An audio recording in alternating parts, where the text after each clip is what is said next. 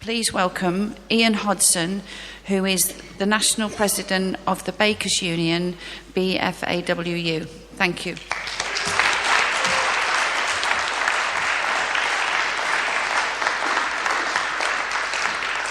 Comrades, sisters, brothers, it's always a pleasure to be at United Resistance, an organisation that was set up to help workers in struggle, an organisation that's owned and controlled by the workers who find themselves normally in some form of dispute or another, and then play an active role in making sure that other workers aren't starved back into work when they have just grievances.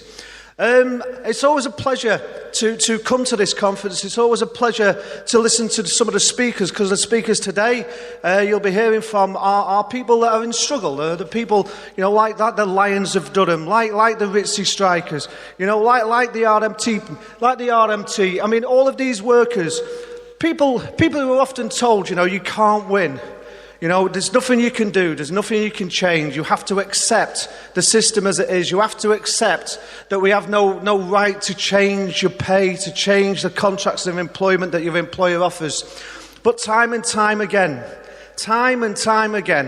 workers that stand up find that they are able to change their lives by standing together and winning disputes. And there's been lots and lots of disputes that's been won over the past 12 months. I want to mention a couple just because they were by the Bakers, Food and Allied Workers Union, the union that I'm proud to be the president of, which was at the Two Sisters sites, obviously over in Pennine, where those workers were able to stop some of the worst attacks on their terms and conditions brought in due to the situation called a living wage. I mean, a lot of people will have understood that the government introduced a living wage, and that living wage was about improving people's lives, but most employers took the opportunity to reduce and cut workers' pay and conditions.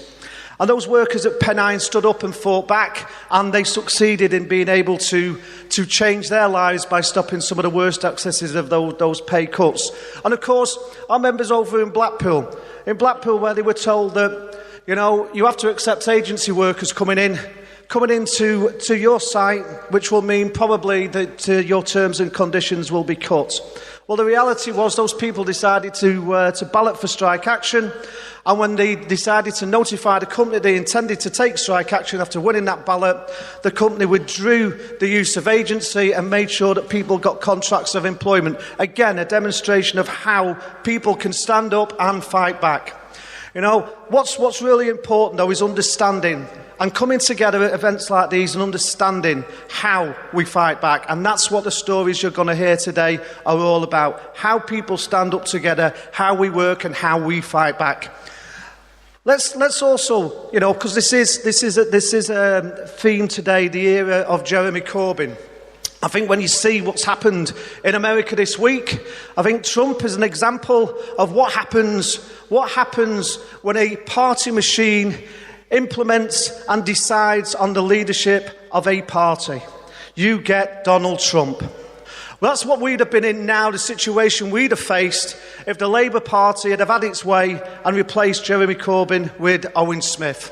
Thank God the people in the membership of the Labour Party recognised and realised the risk that having a party that was not or too dissimilar to the Tory party, and chose to re-elect in vast amounts of numbers Jeremy Corbyn again. Because let's be clear, without an alternative voice in politics, then the situation for this country would be as dire as the one that those Americans are facing now. And I'd like to send a message of solidarity to our colleagues and comrades in Fight for 15 who have been fighting to improve their lives, who find they're faced with a fascist now as their president. And no amount of repainting what he said during those elections can be changed. And let's also be clear, because our media's got a lot to answer for in this country.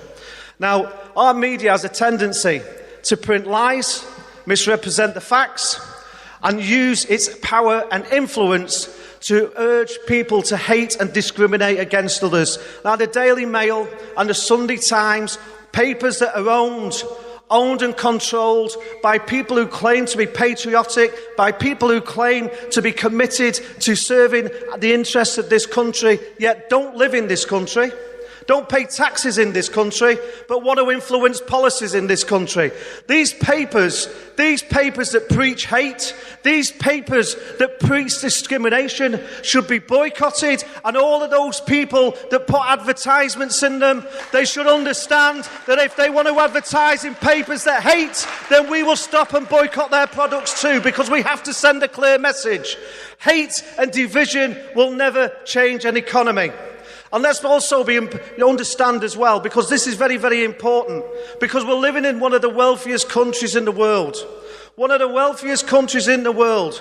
So therefore it should be a crime for workers to be exploited. It should be a crime for workers to be low paid. It should be a crime and a criminal act when an employer chooses to deliberately set out to take the terms and conditions of its workers to improve its profits. And let's understand also what Jeremy Corbyn actually stands for. Because in this country we've suffered from a disease. We've suffered from a disease that's infested every community, every part of our society. It started under Thatcher. What started was, first of all, that disease gave us symptoms like unemployment. It gave us symptoms like homelessness. It created a feeling that you cannot change the lives that you lead. It gave us a belief that whatever we do, whatever happens in society, we have no influence on it. Those symptoms created a helplessness and a feeling that we have to accept that we can't change anything. Let's be clear. Let's be absolutely clear, because our history shows that when we stand together, we can change. We can change society, and that's what Jeremy Corbyn offers us. He offers a politics of hope against fear, a politics that says that we can achieve more, not by discriminating, not by preaching hate, but preaching love, by preaching hope and preaching opportunity. By saying to people, we've done it before, you know. We have done it before, and I think I said it from this platform last year. You look at our history, you look at what we've achieved when we've stood up.